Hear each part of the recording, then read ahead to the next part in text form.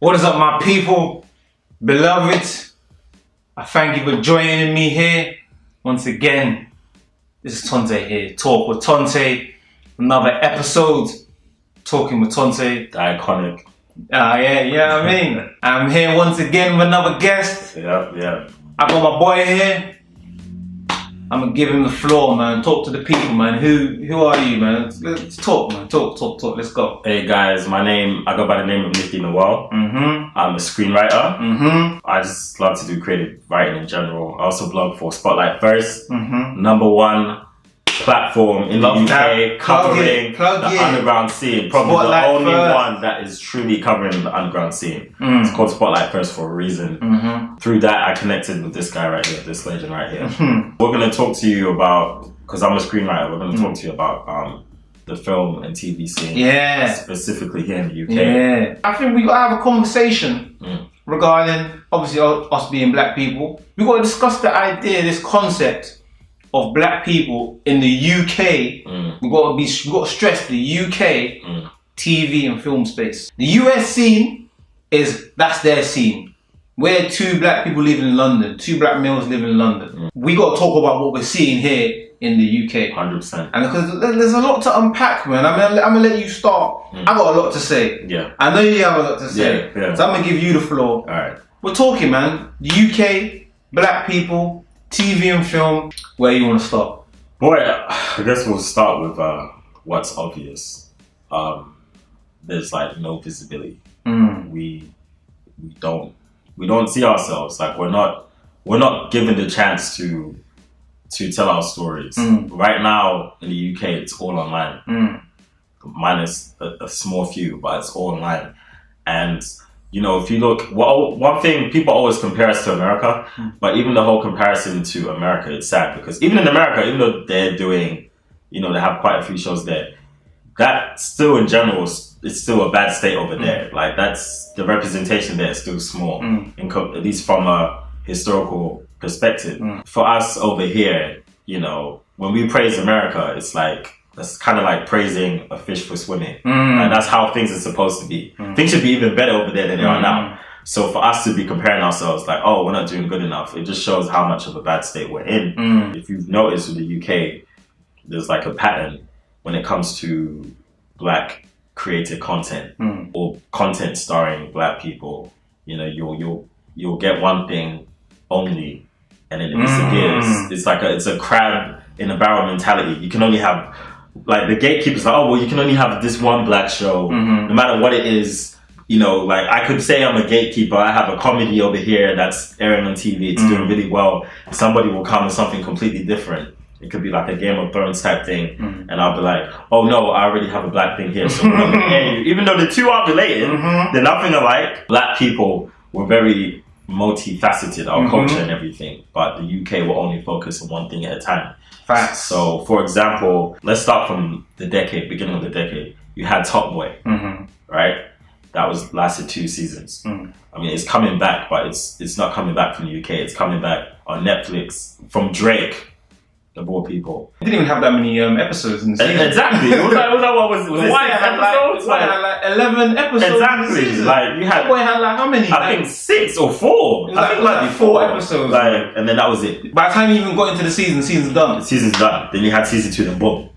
And it's like we're getting it back now, but like I said, that's not coming from the UK. That's coming from the States. And then for me, youngers, when that show came out, that show was different from anything else that we'd seen before, because up until then, when you watch something starring black people in the UK that was on television, that was aired on a major platform, it all had to do with crime. The whole council estate thing, you know, I'm selling drugs, whatever. And I'm not saying those shows are good, because those shows are telling a story that needs to be told. People do live that life. But then for the average guy like me, I wasn't a road guy. I went to school with road people. I went to Crofton. I went to one of the baddest schools in South London. But I wasn't a part of that lifestyle. So when I watch shows like that, I'll be like, oh, I know guys like that, but I don't know about that lifestyle myself. So with youngers, the first episode was about the 2 characters finding out the GCSE results. Like, who cannot relate to that? Yeah. Like, you know, getting your GCSE results, and if you didn't do well, you're afraid to tell your parents, especially if you came from an African house. You know, if you did well, then everything's great. Like Youngers, that was the first show I had seen when I was like, okay, my story is being told. Or, okay, maybe that's not my story now, but that's my little brother's story. And I remember the first time I discovered it, my little brothers were watching it, and there was a scene where some character was getting stepped to by some like roadmen or whatever, and then he was like, "Oh, I rebuke you," and those 3 words alone, like when I heard that got my attention. Like the show was on already, I was really watching it, but when I heard that, I looked and I was like, "Yo, what is this?" And then my little brother was like, "Youngers." Even the name, I was like, wow. And I started watching it and I was like, damn, like this is the first time a show has been made about us. And I was like, oh, I'm glad the show like this is finally being made. And 2 years later, if even that, it's gone. Like the show will come and they'll be like, all right, yeah, there you go. Exactly. It's gone.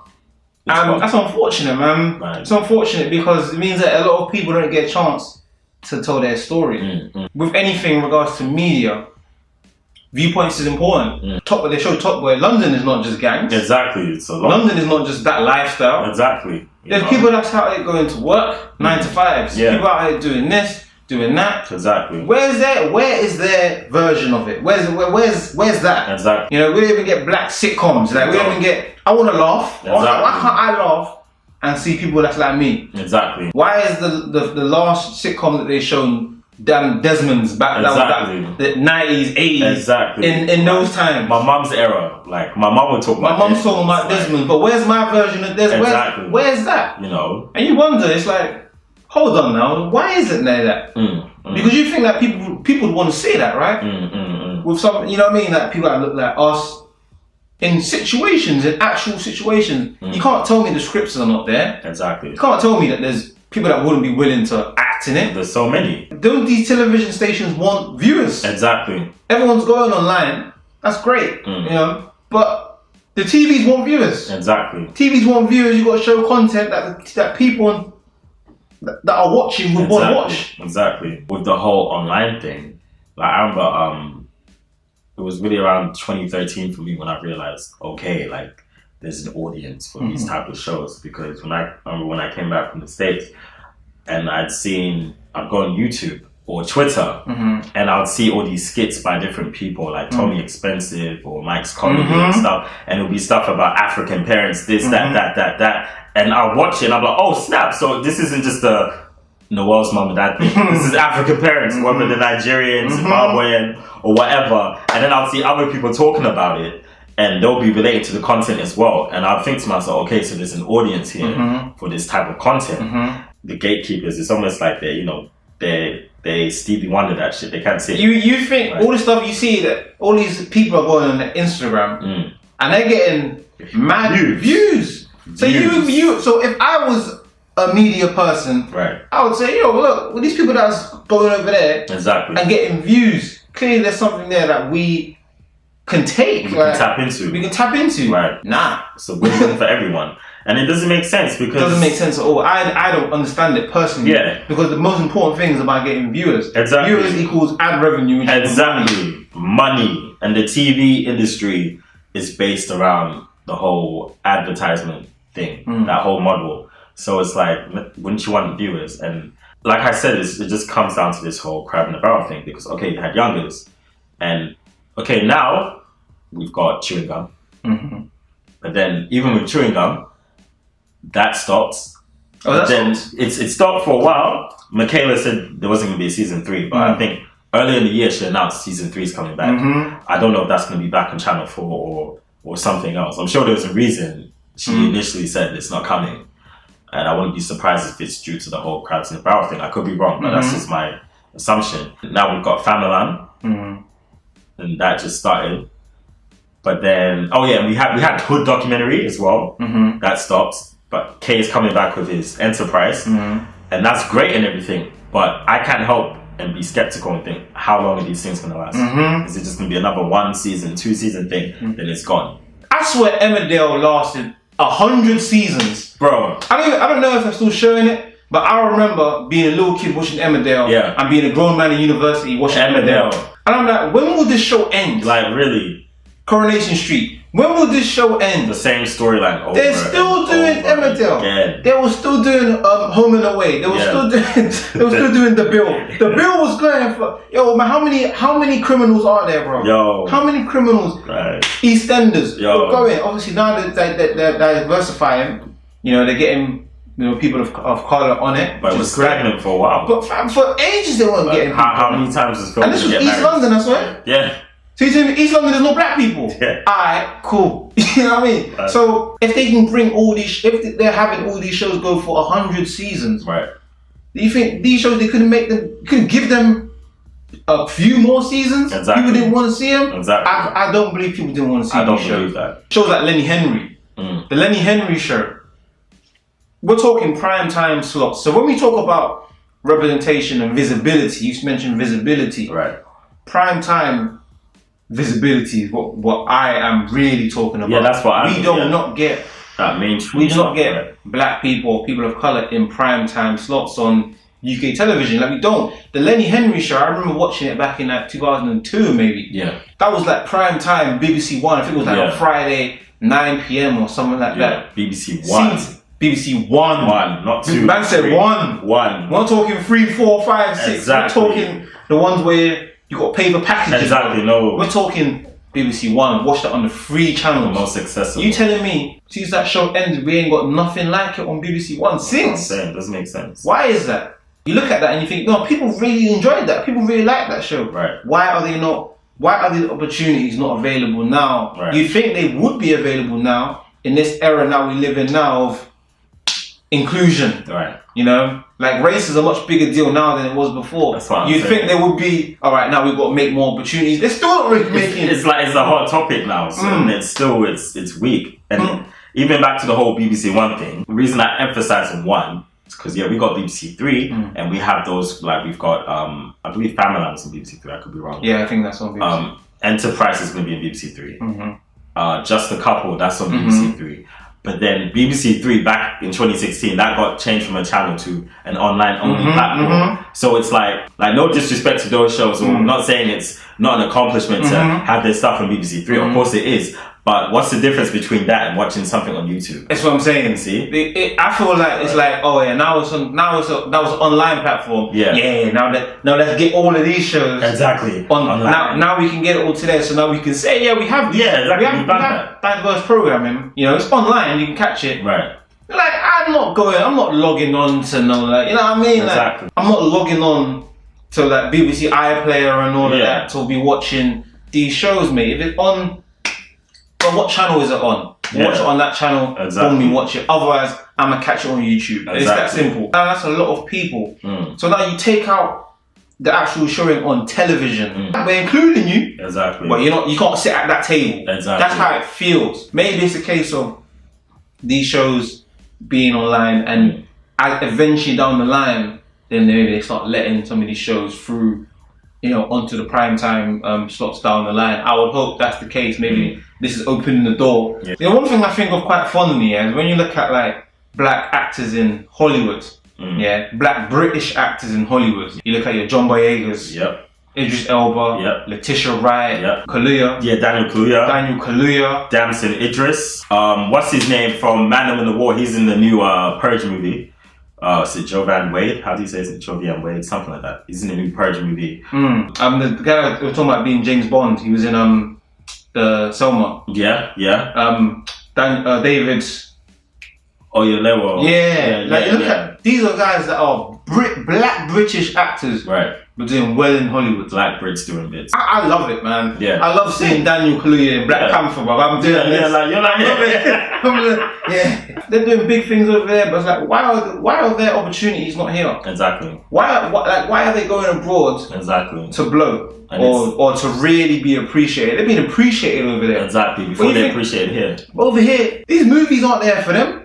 The movies aren't there for them in the UK where they are from. Exactly. The movies are not there for Idris Elba, John Boyega. The movies, the TV opportunities are not really there like that for them to come in and be like, boom, we're doing our thing. They're going over there.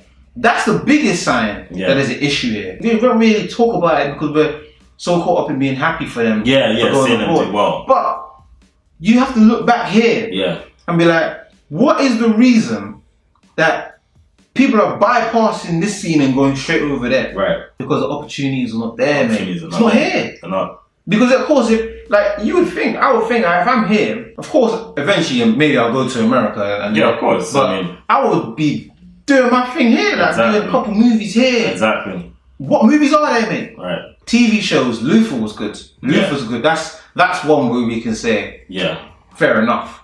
What else? You know, and like you said, there's only one. There's only we got Luther. Yeah, that's it. We don't need anything else. We don't need nothing else. That's the quota. Yeah. Man, that's a problem, man. Yeah. That's exactly what it is. The quota is like they have this mindset. We're meeting the quota.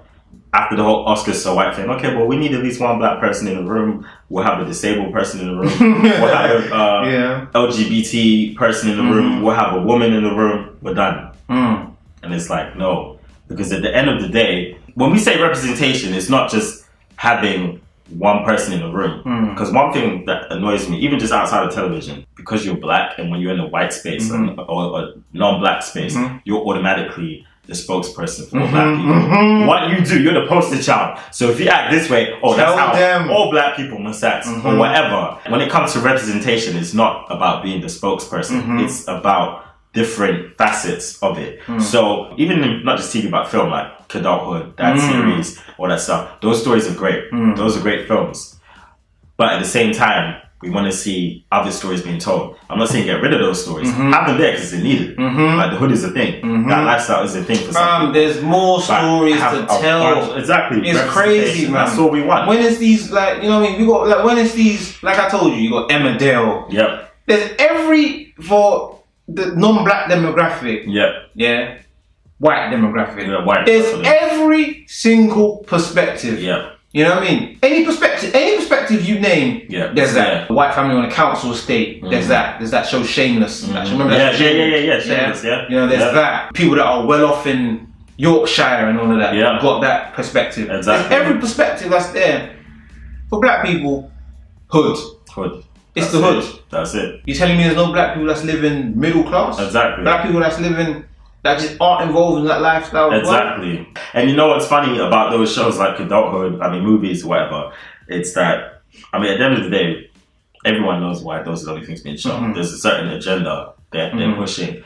But then even with those shows, it's like, people get on the creators of those shows, but it's not their fault. Like, one time I watched this interview with Noel Clark, and he was saying, look, I'm not a one-trick pony. He's written several scripts, stuff which is so different from Kidulthood. But he was like, but the gatekeepers, the industry, they don't want that. Whenever I present those scripts, they're like, oh, that's not going to work. But when I make a sequel to Kidulthood, that's going to work. That's all they allow. So it's not like these black creators that make the scripts are there. Yeah, the scripts are there. But they're being told, no, nobody wants that. When you're a creator, especially if you're up and coming like me, it kind of makes you wonder, so do I have to compromise? Do I have to now create content, which I know the industry will allow, no matter how damaging it may be, or how much I may be sacrificing my integrity as an artist, and then get myself a platform, and then be able to create those things? But then it's like, it shouldn't have to be that way, not in 2018. But if someone goes down that route, I don't blame them, because at the end of the day, people got to eat. But it's like, that's it, that shouldn't have to be the thing. That shouldn't be it. Another really interesting thing, I was listening to a podcast the other day, and as much as we've been talking about comedies and stuff, so there's this web series that came out earlier in the year. It's called House Party. Really dope. You should check it out. But I think the creators, they presented it to one of the big platforms. Don't know who it was. The response they got back was, "Oh, your thing is good, but we're looking for something with more social commentary or whatever." And trying to get out. Exactly. It's not like because it's the in thing. And it's like, what was interesting about it, this web series, it's a drama. And the people, they said they want something either more social commentary or comedy. And when I looked at it, I was thinking, you know what? When you actually look at it, there's no drama series in the UK that I can ever remember that was created by a black person that's ever been in television. There's been comedies, but there's never been no drama. Not a single drama. There've been movies, but there hasn't been anything on TV like that. And it makes you wonder, why are they only allowing comedies? There's nothing wrong with comedies, don't get me wrong. But I don't know, maybe it's just a conspiracy theorist in me. It's like, oh, do they just want to... The only time we want black people on TV is when we're killing ourselves or when they're laughing at us.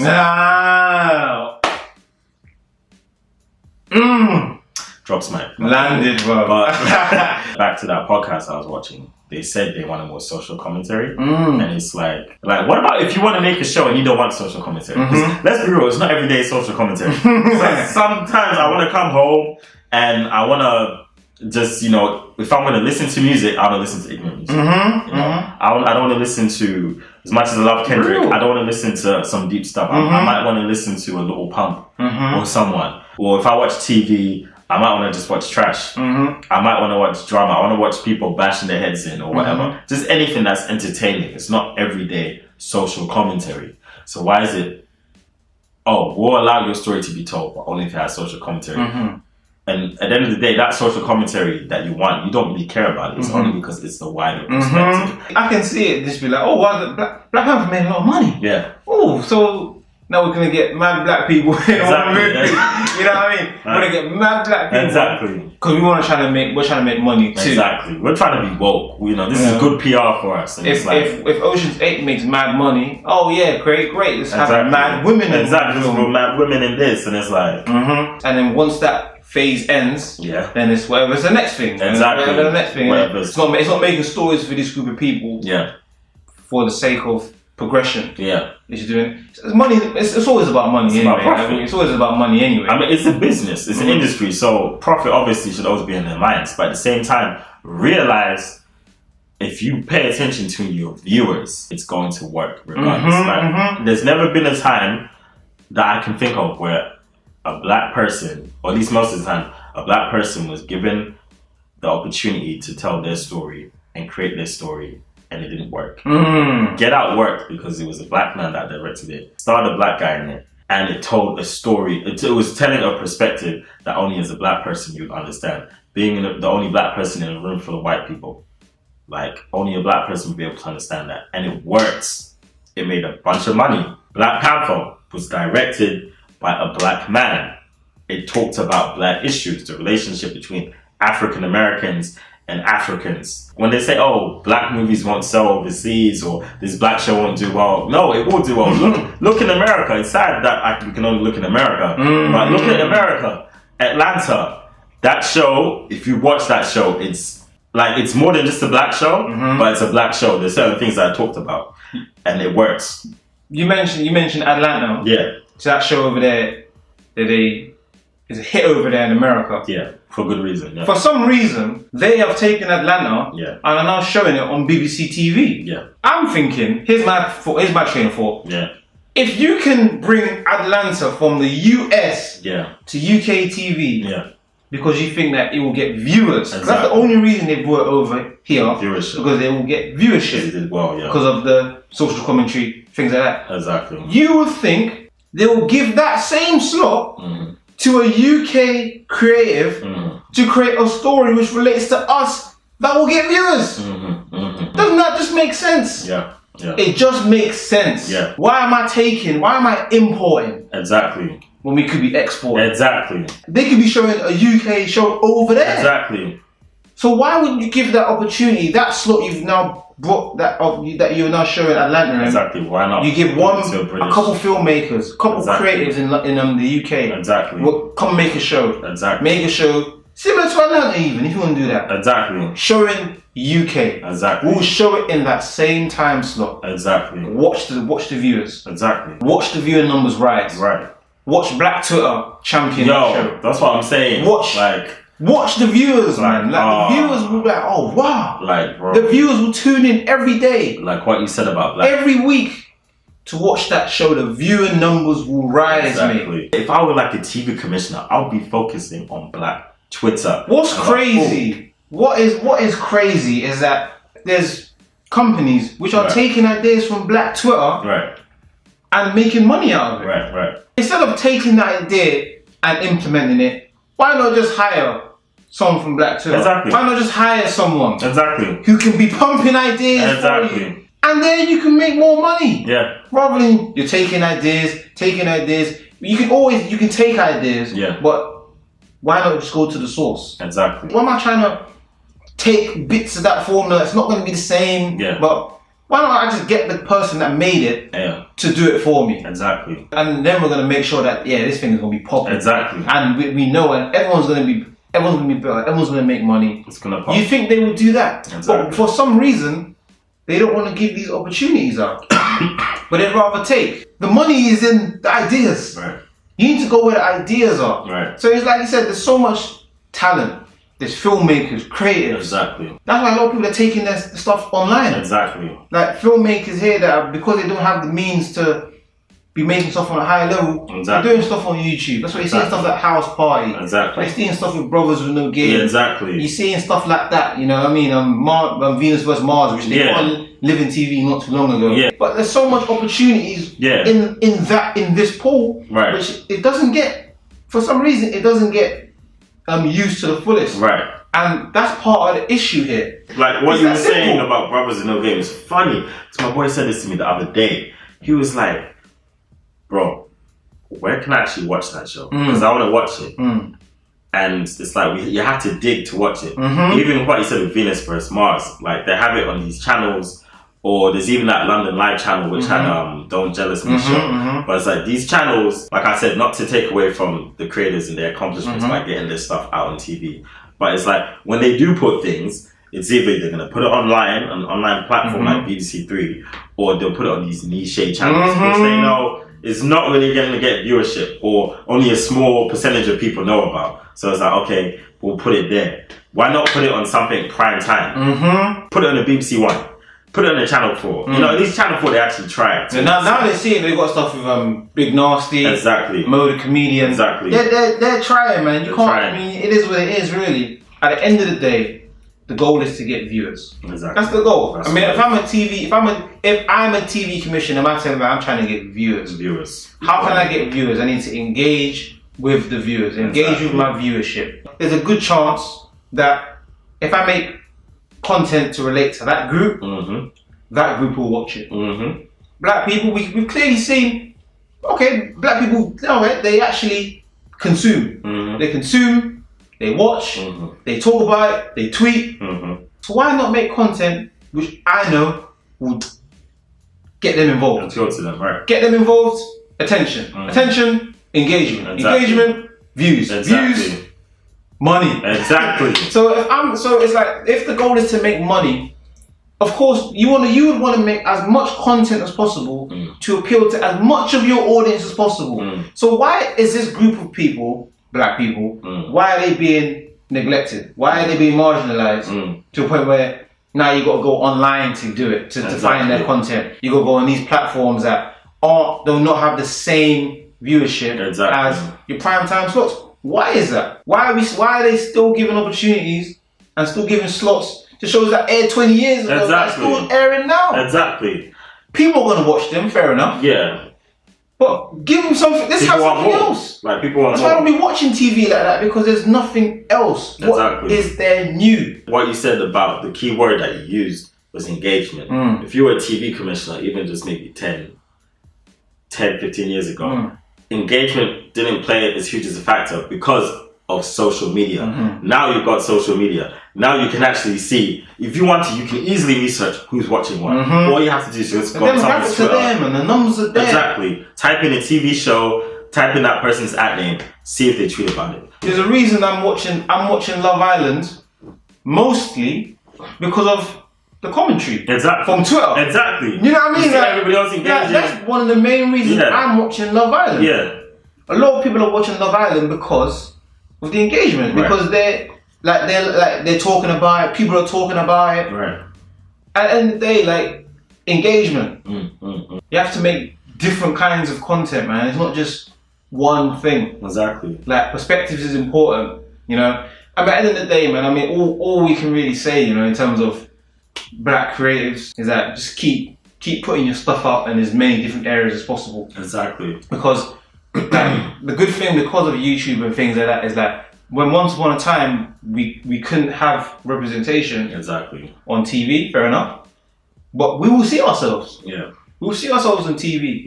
In these niche channels or whatever. we'll see ourselves on YouTube. People can be putting up their perspectives. You know, people can make their voices heard. People can put their voices out. So that's the one thing. If we're gonna like leave people with a message, that there might be a lot of black filmmakers or black actors or black scriptwriters that are watching this. Obviously, you're a black scriptwriter yourself. Just keep doing your stuff, man. Yeah. Keep putting your stuff out in as many different avenues as possible. Exactly. And don't collaborate.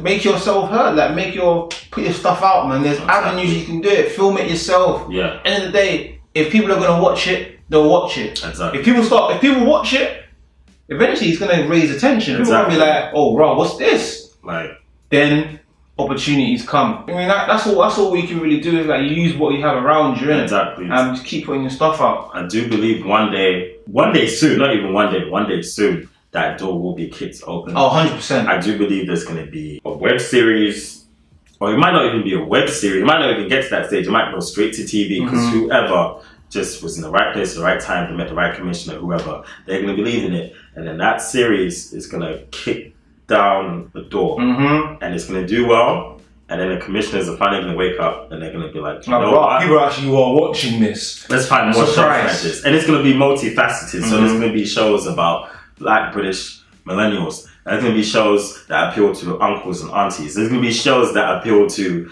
young black women, you know, or people on social media who have their businesses on social media, like MUAs or girls that do weave, or you know, guys selling clothes. Like this just we're so multifaceted. Like there's so many stories that we have to tell, and I believe we're slowly entering that. We're seeing that now with our actors doing big in the States.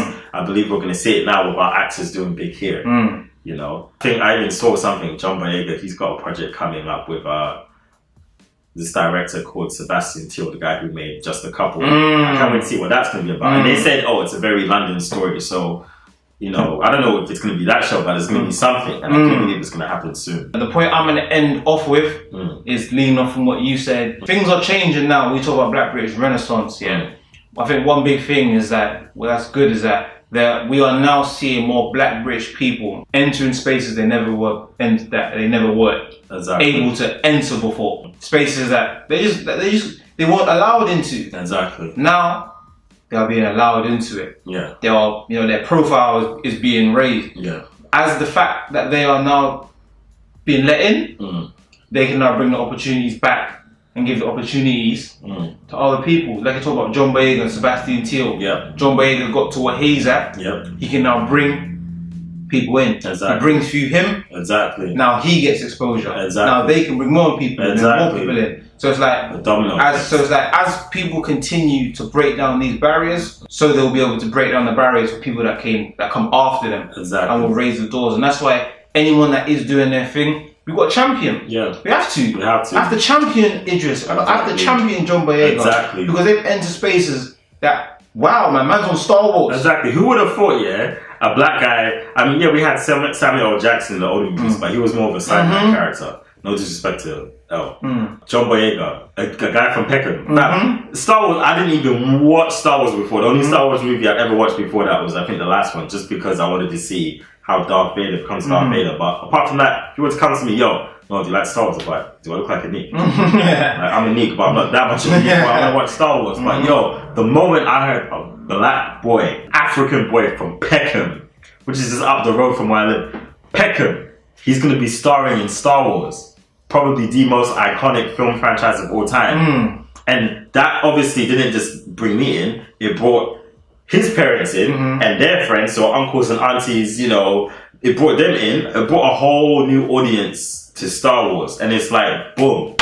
Everyone that's in these spaces got a champion. Right. None of this, they're just there because da-da-da. They're in there because they're supposed to be there, bro. Exactly. They're there because they're talented and they finally got their break. I love it. Exactly. We champion them. Right for them, man. And eventually, it opens the door for other people. So it's happening. Well, it's happening before our eyes as we speak. It is. So we just got to be patient. Creatives, keep doing your stuff, man. 100%. Keep working. Your time will come too. Your break will come. It will come. Smash it. You take your shot. You move. We move. We go from there, man. That's what it is, man. That's it. Especially the whole collaboration thing. I put a big emphasis in that because a lot of times when you're a creative and you're in the industry, it's easy to be like, I'm the best, so I don't work with anyone else. And you kind of burn bridges before they've even been built. It's like, no, collaborate. Because you move stronger as a pack. That's a fact. And you will all shine. There's a space for, this is what I don't understand. There's money out there for everyone. You will all shine. If you have the talent and you have the drive to match it, you will all shine. I'm not saying give away all of your ideas. At the same time, people, it's an industry, people do love to steal things from people, but be open to collaboration with the right people. If you find someone and you share that same energy and you see they have that drive and they have a gift and you have a gift and you see what kind of gift you can make out of your two gifts coming together, just go for it. That's a fact, man. 100%. So I'm looking forward to revisiting this video in about 5 years and seeing how far we've come. Because I could totally be a lot of changes. Yo, I'm telling you. In Jesus' name, I claim it. You know what I mean? I'm gonna be but up there. for now, these are conversations we gotta have. That's it, man. That's it. That's all we have to talk about today. No, tell the people that we're working on where they can find you. You can find me on Instagram and on Twitter at Nifty Noel, so NIFTY NOEL. In terms of what I'm working on, I can't really say anything. But I mean, he knows. He knows. But I'll just speak into existence now. A year from now, you'll all be very aware of what I'm working on. Love that. It's gonna be up there. Love that. It's gonna be a year from now, you're gonna know who Noel is, mate. 100%. I love that. 100%. That's it, man. Special. I've been inducted. It's good, man. I've got the chain. Give me the chain. Like, chain. I gotta start making chains. Yo, man. for real. I gotta start buying chains. Like, yo. I gotta start making chains or something, bro. Man. Something, man. For real, bro. You know what I mean? Yeah, man. But that's it, man. Thank you for watching. You know, if you have any thoughts, let me know. You know, what do you think about black people being represented in the UK, TV, film, and the media in general? Interested in thoughts, man. Let me know. Thank you for watching. This is Tonte here, Talk with Tonte. This was another episode of Talking with Tonte. Follow me on Twitter, Snapchat, Talk with Tonte, Instagram, Talk with Tonte. I'm out, people. Enjoy your day. We're out. All right.